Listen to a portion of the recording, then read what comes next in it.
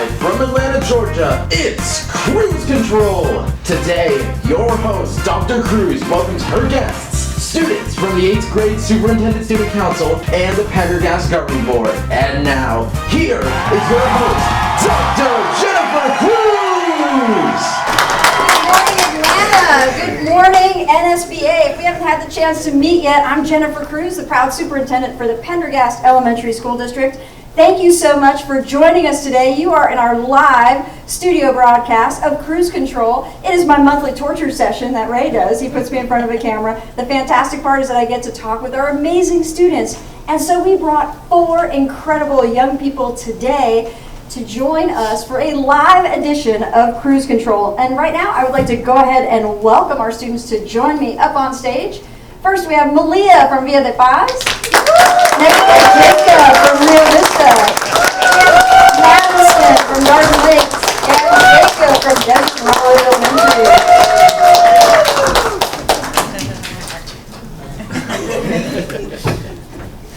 All right, and in Pendergast, we are so lucky to have 5 incredible governing board members. And Ms. Sarin, you are our longest serving board member. Ms. Sarin has been at this for almost 40 years continuously, folks. She is absolutely, let's give her applause.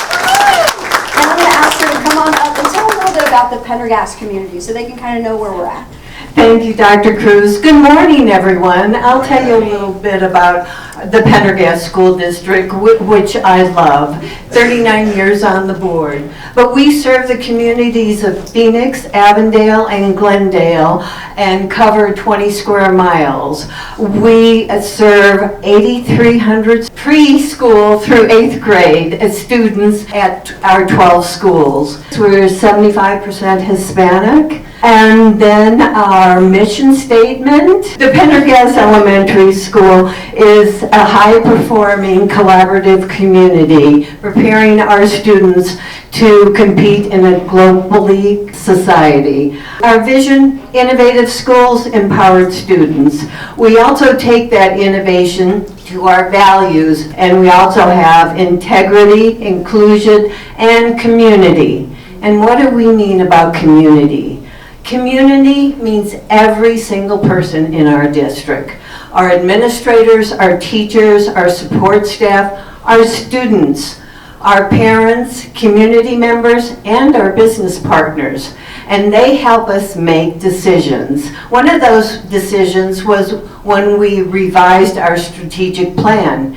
And in the strategic plan, they wanted our portrait of a graduate. And these are the skills we want all of our 8th grade students to have when they promote to high school. And they are going to carry these skills on through high school, perhaps college, at trade school, and then when they go into the workforce. These skills are what they need to succeed.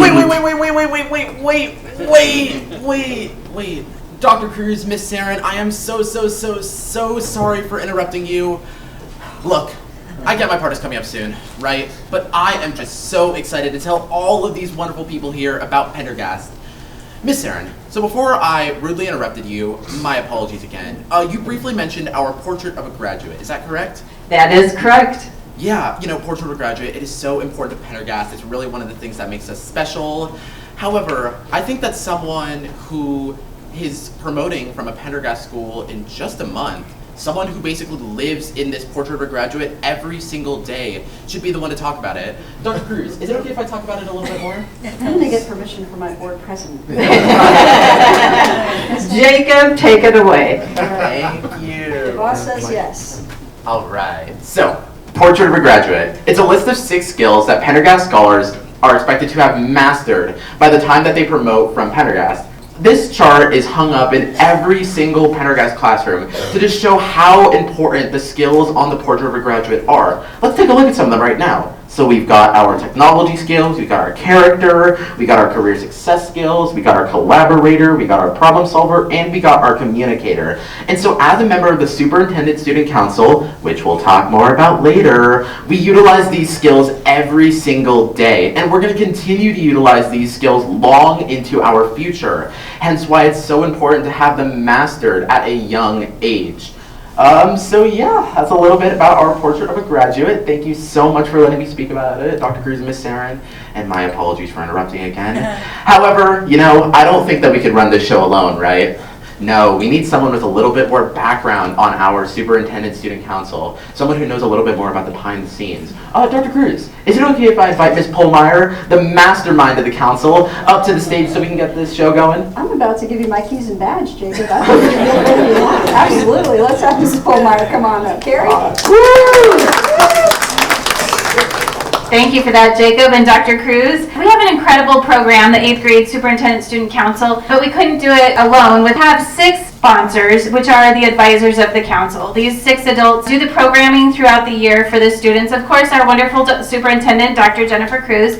And then we also have Miss Saren, a board member who's a part of the council. Myself, we have a teacher, Miss Rebecca Swiggett. We have an assistant principal, Mr. Jeff Hancock, and we have a school counselor, Mr. A. So between the 6 of us, we plan all the activities, we do all of the leadership skills and teaching and that kind of thing. We take them on field trips, which you're going to hear more about, and a big trip. Also, we're in our 11th cohort this year. I know Dr. Cruz mentioned that. We've had 250 plus students go through the program with us. And they'll tell you a little bit more about how they get selected, but we love this program and we can't wait to share more. Thank you so much, Ms. Carrie. And it's important for you all to know that, so Carrie actually has a really unusual background. So she is the administrative assistant for our governing board, and also this poor woman has to chase after me. But importantly, she's a certified teacher.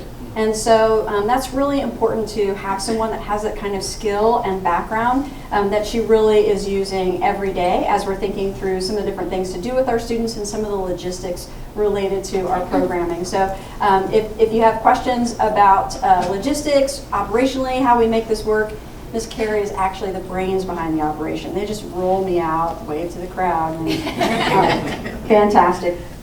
So we do have 4 of our amazing Superintendent Student Council students here today. And Jacob, I was hoping that you could tell everyone, what is the Student Council? Like, what happens? What do we do? Of course, Dr. Cruz, it's why I'm here. The 8th grade Superintendent Student Council is a district-wide program of 2 8th graders each from the 12 schools the district has. And wait, here's a question to the audience. Has your district or program ever had a program where your students learn and also make an impact? Well, guess what? The 8th grade Superintendent Student Council is just that. The SSC had allowed us 8th graders learn many leadership roles, some being communication, time management, responsibility. They also help pave the way for the future for us. And I greatly recommend this program for all your districts because it helped me and Maddie get out of our comfort zone. And I know your students will too. And if you don't think of this as an idea, me and Maddie might come and find you. Maybe. You're going to have to work on the scary part. All right, Jacob, thank you so much. Malia, can you tell us exactly how you got into the council? Like, tell us a little bit about that process. Of course, Dr. Cruz. Remember when you applied to be our superintendent? It's very similar to that. It all started back in the end of our 7th grade year when we first got promoted this opportunity. And if we wanted to join, we got this big application packet, which required us to have a letter of recommendation from our teachers and from an adult outside of school. And then we got kind of this questionnaire that asked us of our previous leadership opportunities and why we think we'd be best fit for the SSC. And then our parents had to fill out a form too. So what kind of paperwork did we have your parents do? Well, our parents had to fill out a form basically committing to the transportation and the fundraising and the time commitment because there's so much to do in the SSC. Fantastic. Okay, so you did some paperwork, your parents did some paperwork, and then what happens next? Well, after that, we get interviewed, a real job interview by our principal and our site sponsor and our 2 SSCs from last year's cohort. And they picked 5 kids to send to Leadership Day, which Maddie will be talking about. Fantastic. That is pretty good practice for a job interview, especially having to do all that paperwork multiple times. You have to talk to folks to get a letter of recommendation. Who did you get letters of recommendation from? I got letters of recommendation from my computer science teacher, Mr. Dwyer, and then from my Girl Scout troop leader, Miss Rice. That is great. Okay, Maddie, so then what's next? So after we do our school interviews, we call it Leadership Day, and Leadership Day is a whole day filled with a ton of activities that is all surrounded around Portrait of a Graduate, which Jacob interrupted us.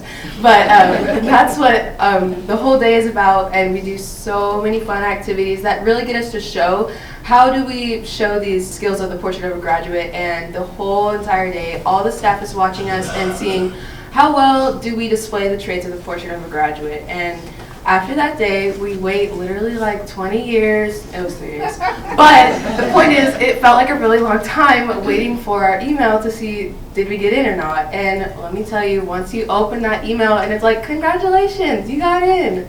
I can't even describe the feeling to you because it was just so thrilling, and there's no words for it. This is a great way to get teenagers to check email. You're welcome. That's a pro tip. That is so much work for you all, and I'm super proud of you for persevering through that process. We think that's really important for you to have that practice for college entry, and also, to get your first job. And so there's quite a bit of behind the scenes work that is going on as well related to Leadership Day. And what we are looking for in our students don't necessarily know exactly what the secret sauce is. So I'm going to invite Ms. Carey back up to tell a little bit of that behind the scenes work. Tell us about the secret sauce. All right, so we have the draft, and there's 5 students from each of the 12 campuses that come to Leadership Day. We put their faces and their names all up on the wall, and then we talk about everything that they did through the application process, the interview process, and Leadership Day. And we really try to narrow it down so that we get a really good inclusive group. We're representing all of our different communities, all different backgrounds. And so that's how we narrow it down to 2 students per school. It's really hard. We wish we could take all 5 of them, but we just don't have the capacity or the resources to have that many students in the council. So we do narrow it down to 2 to give us our 24 students. But before school starts, we have a mandatory overnight retreat. This is required. All of the students in the council have to attend this in order to continue through 8th grade in the council. At the overnight retreat, we do a ton of team building. We do a ton of leadership activities. They really get to know themselves a little bit more, as well as bond as a real cohesive group. And then throughout the year is plan all of the fundraising, because this program is not funded by the district or our taxpayer dollars in any way. Each of them are responsible for attempting to fundraise $2,500 so that we can do all the things we want to do, including an out-of-state trip, which we will tell you more about. Thank you so much, Carrie. One of the things that I think is important for you all to know is that we do have students from time to time who maybe have transportation issues, or they have something else that might otherwise prohibit them, from participating, and that's not an exclusionary factor. We've had students who live in group homes, we've had students who have different sorts of disabilities, so it really is important to us that the council is reflective of the community that we serve, because it gives, particularly me, some fantastic information about what's happening in our schools and what the student experience is like. And that's critical. And we wouldn't have that information if we didn't have the whole student body represented. So obviously we have these 4 students who are here. They're incredible. Let's just say it like it is, right? And they also clearly don't mind speaking to a public audience. Now, for some people, this is like their nightmare, right? To actually talk to folks in the public. And so, just know that there's a way for every student to shine, and there are lots of opportunities for our students if they want them. But there are many things they can opt into. So important for you to know that we really are very inclusive in the process. Now, the sponsors do get a small honorarium that is approved by our governing board, but all the student travel, all those pieces are fundraised outside of our regular, what we call maintenance and operation budget. All right? Fantastic. Okay, so in addition to having our student council members, we meet monthly. We actually have 3 students who sit at the dais with our governing board during governing board meetings. Jacob is one of those amazing student governing board members. And Jacob, can you tell a little bit more about your experience as a student board member?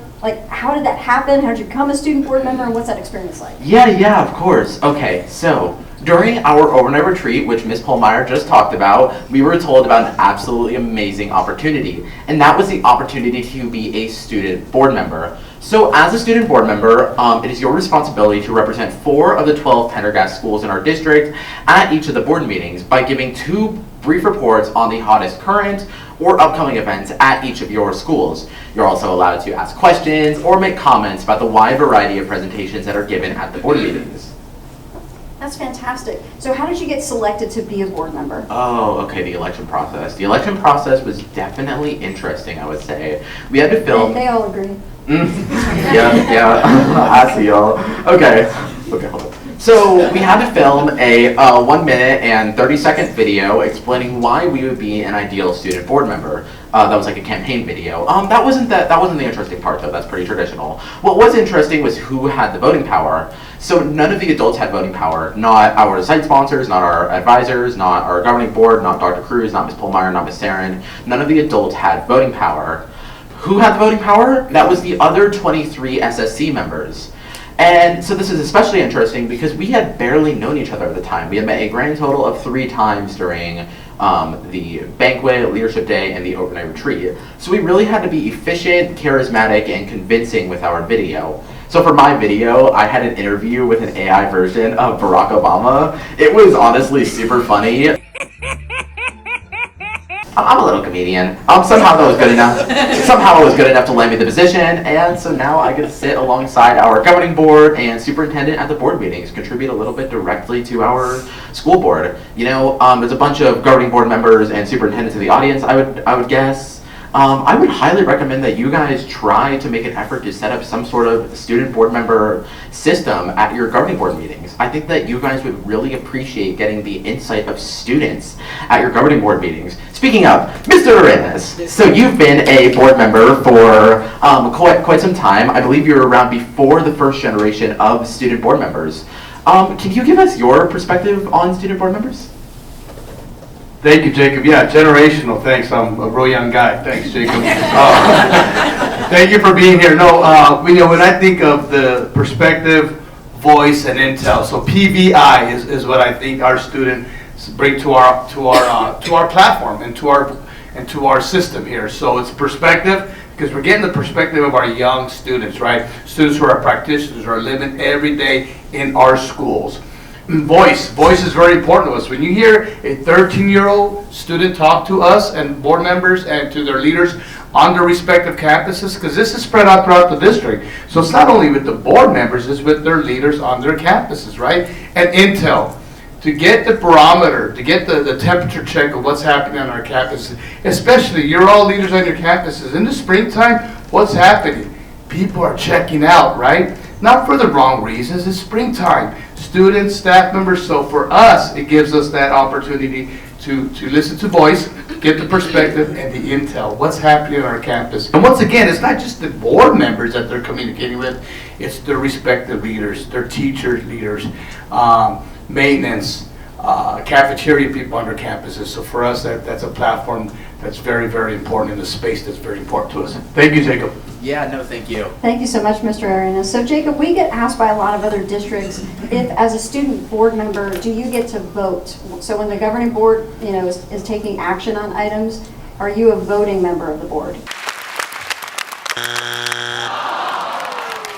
Oh, no. I am not responsible enough to make decisions that will impact the lives of the tens of thousands of people that live in our district. I'm also pretty sure it's illegal to have a 14-year-old on your voting governing board. However, I do really like my position as a student board member right now. I don't know, maybe when I come of age, I'll run to be an actual Pendergast board member. Yay! Oh, thank you guys. But for now, that stays a dream. I'm cool where I am right now as a student board member, making no voting decisions. So in the state of Arizona, only duly elected governing board members can vote on items during the governing board meetings. And so in Arizona, you can be 18, you can run for the board. We do have some very young board members in other districts and in ours too. They just started serving when they were 2 or 3 years old. And so we do think it's really important to have that student voice, and we appreciate that. In fact, I think we have some film so that you all can see one of our student board members in action. So we have an action film here for you. Jacob, you had a question? Now, forgive me, it might seem a little weird that a student board member is asking about budget, but I was just a little curious about something. So besides the $46,000 that we save by insourcing our vans, are there any other benefits to that besides the massive budget saving? For the outsourced, the purchase of a vehicle and Yeah, the addition of a staff member, most definitely, Dr. Cruz. Actually, Mr. Petey could better explain why there's a benefit to have a continuing driver as part of your route system. You're asking if there's a benefit to having that driver? Yeah. Beyond the fiscal benefit, are there any other benefits to having an insourced driver? Multiple benefits. For one, it allows our students to be in our vehicle with our employee. So we have been having conversations, obviously, about making the budget work, and McKinney-Vento transportation is extraordinarily expensive for us. We, because of the number of drivers and vehicles in our fleet, we've been having to pay quite a bit of money for outsourced transportation. And so the business services team was making a recommendation to the governing board that we actually hire another van driver and that we purchase a vehicle, because the cost savings over time would be significant, because we'll save $50,000 basically a year to begin with. And so you saw that Jacob had a question about that. We have been asked some amazing questions by our student board members. We do respond, obviously, to all of those questions. We provide the governing board answers to their questions. If we're not able to answer the question that any of our board members ask at that point in time, we get back to them either individually at an upcoming board meeting or at one of our board reports. So our students, have that opportunity to ask questions. The staff knows that they will answer our most important constituent, our students, and we always follow back with them. So thank you for that. We appreciate that. And having our students ask questions when they're in a governing board meeting is something that we really appreciate. And so we've been long trying to encourage that, right, Senator Quesada? Yeah, we've really been wanting to make sure that we hear from them. So well done, Jacob. We appreciate that. Thank you. So Jacob introduced us to the Portrait of a Graduate earlier in the show, and I do think that he travels with that Portrait of a Graduate poster, in case you were wondering. And so we're gonna loop back to that. So Maddie, tell us a little bit about what traits stand out to you in terms of Portrait of a Graduate and the things that you do here in the council. Yeah, definitely. So my favorite trait would have to be building character. And we do so many fun events in SSC where we obviously have to capture the moment. So we use a super fun app called Photo Circle. It's not sponsored, but I highly recommend it. Photo Circle is basically a shared album where all our members are prompted to input their pictures so we can all enjoy them. And while doing this, we obviously have to remember what we call photo etiquette, which is really just us putting ourselves into their shoes and saying, I don't know, do they want it to be posted, do they not? And this helps us still build our character, having fun being ourselves while still being responsible about it. However, there's not just etiquette for Photo Circle, there's etiquette for all of our other community apps, such as Google Classroom, Parent Square, all the fun stuff. So this helps us really be ourselves while still building character. Thank you, Maddie, for being the Pillows for Kiddos. So Pillows for Kiddos is something we do all year round. We sell over 1,000 pillows with such cute pockets and books. Does anyone have a promoting kindergartner right now, or a previous or past kindergartner? Please raise your hand. You do? Can you give her a pillow? Absolutely. We got one in the back. That's one in the back. Anyone else? Well, we do this because we want to show our love and learning to those little youngsters and the next generation as we move on to high school. All right, so our Pillows for Kiddos project, so we basically get a count of our current kindergarten class, and our students learn another life skill. They learn how to sew. And we are super grateful that they are learning all these different things, but also they have this opportunity during kindergarten promotions to actually pass the pillows out to these students, and they get connected with some of our youngest learners. I think we've got a little bit more game tape to show you. Prepare yourself, the cuteness is outrageous. Jacob Green.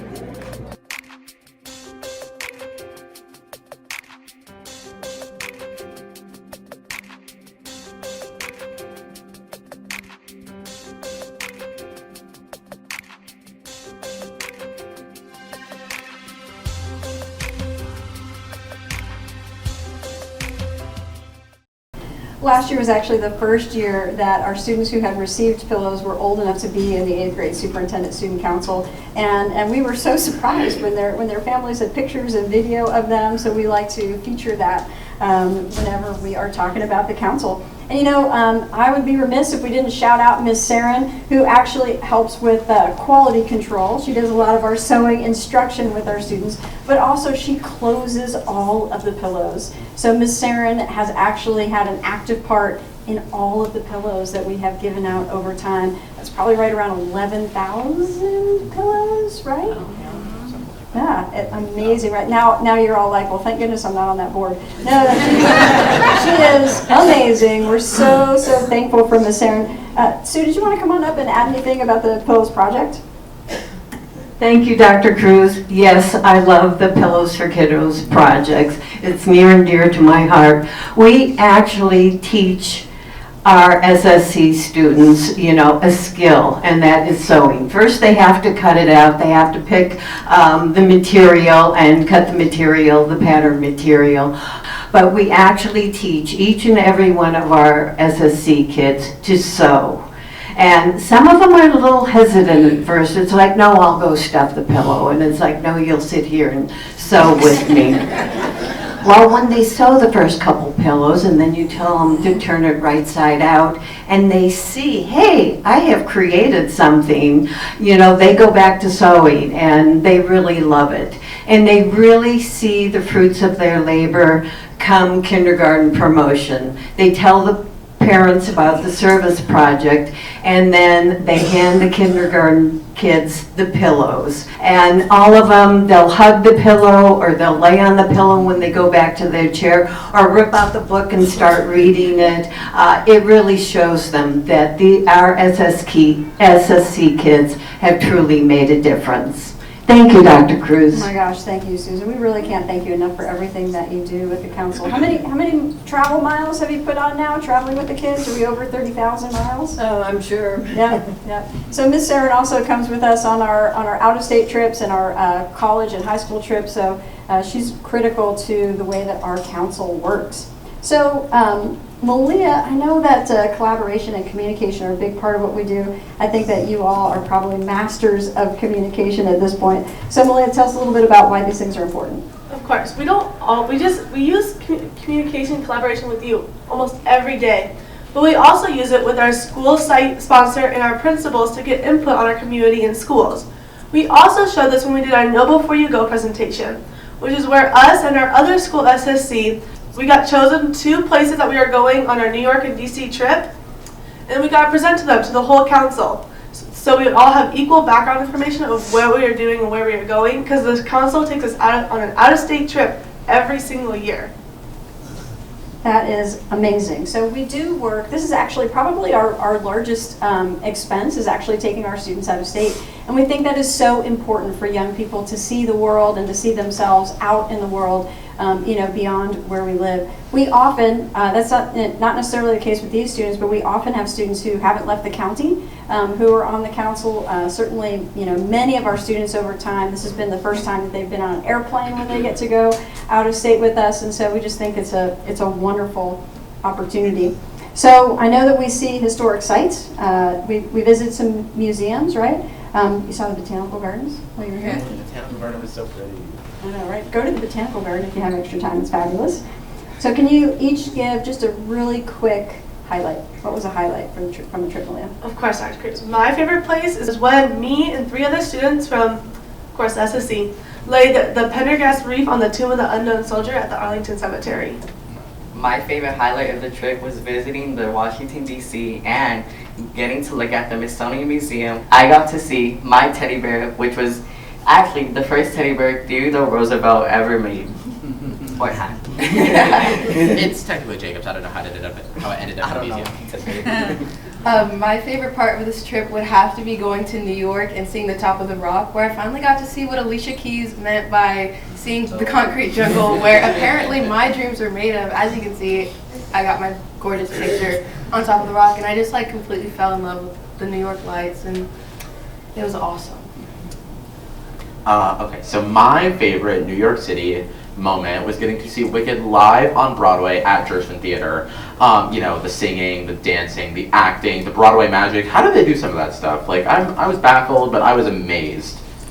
That is fantastic. And Maddie and Millie, I think that you also had some family connections when we were visiting the memorials in Washington, particularly the Vietnam War Memorial, and then when we were at Arlington. Can you tell a little bit about that? Yeah, so actually my great-grandfather is buried in the Arlington National Cemetery, and this was actually really neat, and it was an awesome trip for me because I got to visit his gravesite, and he actually served in the Spanish-American War and the Vietnam War. And then when we were at the Vietnam Wall, we saw my great-grandpa's name on the, wall, on the memorial. So we're really intentional that we take students to go see these really important memorials, that they get a sense of history, and also that they start to really better understand, we think, service, what service means, what it means to the country, and like what the impact is when we send people off to foreign places. So we just think it's super important, and this was a very unique year that we actually had students who had a family connection to those places, which made it even more special, I think, for all of us that were on the trip. And so we're going to transition, though, to some other interesting experiences that basically we dream up. I think Miss Carrie loves it when I say, I have an idea. Right? Is that not your favorite thing, right, when I have thinking time? Oh, yeah, it's fantastic. So, again, like continuing on with this theme of the portrait of a graduate, so we think that communication is always important, but we think it's really important when you're cooking.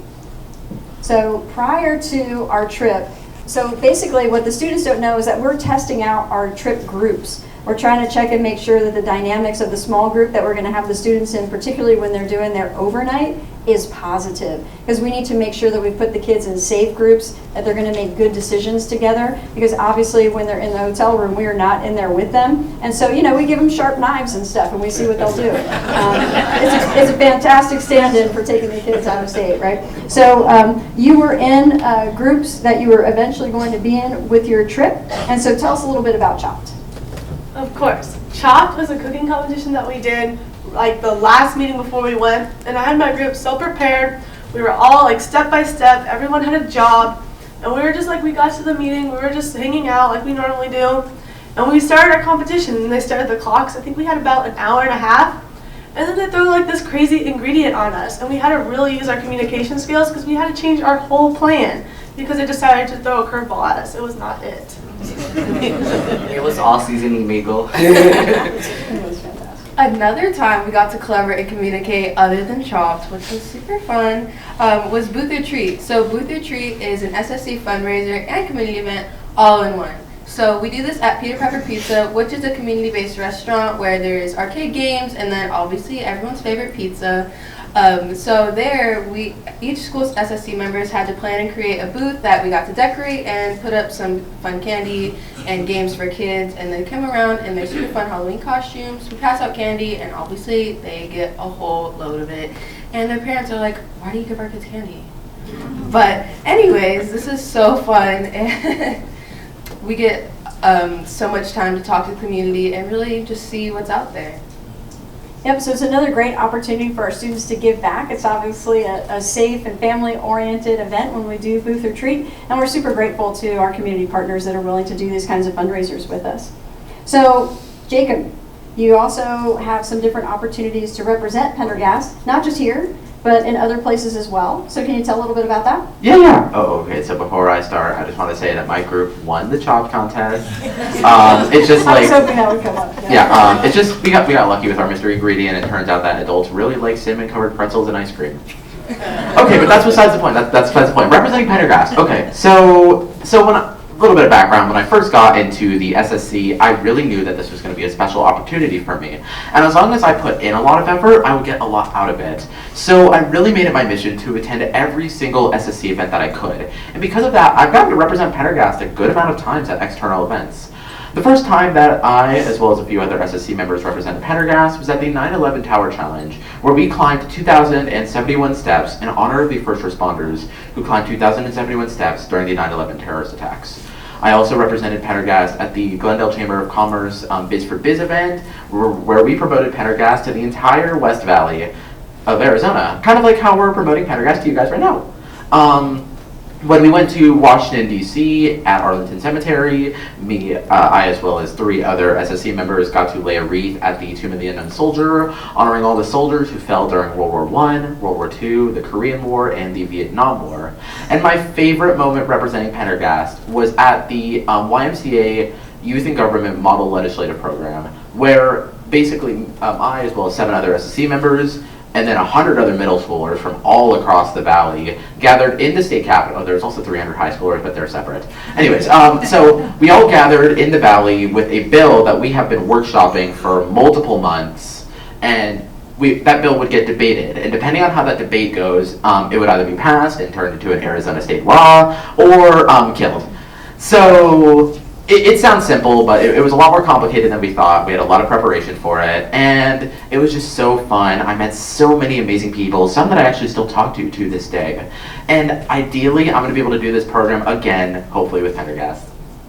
So we, really believe in opportunity and access, right? And if you work hard and you take advantage of these opportunities, then you get access to more things, right? So our students are able to opt in to a variety of projects and programs that happen over the course of the year. That's why some students have more involvement with things than other students. And that Youth and Government program is actually something that happens across the U.S. So if you're interested in that YMCA Youth and Government program for your school district, know that that is something that you can probably have students engage in. Highly My understanding recommended. is that at one point, I believe high school students get to come to Washington, D.C. and actually see the legislature in action there. Yeah, I believe that's for like the national level event. Right, and 3 of you opted into Youth and Government, right? Malia, you did too, right? Fantastic, that's awesome. I love that hustle, y'all. We have to reward that hard work and hustle. I love it. Okay, so another thing that we like to do is expose students to their high school and also their college and university options. So for those of you who are not from the Wild West, Arizona is like ground zero for all of the ways you can do school choice. There are charter schools, there's open enrollment, there are private schools, there are vouchers. See me for coffee, we can talk about all of those things. I can cry, you can be my therapist, my board is tired of listening to me. So school choice in Arizona means that if you can get your student there, they can go to that school as long as there's an open seat available for them. So there are a lot of different kinds of programs then and specialty schools that have opened up as a result. And so we like for our students to know what their options and choices are as they're making that decision about where to go to high school. So I think that, Jacob, were you going to tell us a little bit more about some of our visits? Yes, I was. Awesome. So basically what Dr. Cruz was explaining is that Arizona is one out of 6 states to have open enrollment. Open enrollment is basically where any student can apply to any high school they can, not just the one by the house or the neighborhood. And this was greatly beneficial to the SSC. Why? Because we have had countless guest speakers and visited high schools throughout the SSC year. One of them was MIT. We also visited AECC, which they earned high school and college credits at the same time. Can you imagine taking 2 years off your associate's degree? That's like a steal to me. We also visited University High, which sounds straight off Monster Inc., but I don't know where they got the name. And their specialty was that they offer a bunch of AP courses and AP credits. And most recently, we got a visit from the Tolleson CTE classes, which stands for Career Technology Exploration. Awesome. Thank you so much. So, Malia, was there anything else that you wanted to share about those visits? Yeah, this showed us that we don't just have to go to our high school across the street, that we can really go anywhere. Like, the options are limitless. As long as we can get there, we can go wherever we want. And the SSC really influenced me on where I picked to go to high school.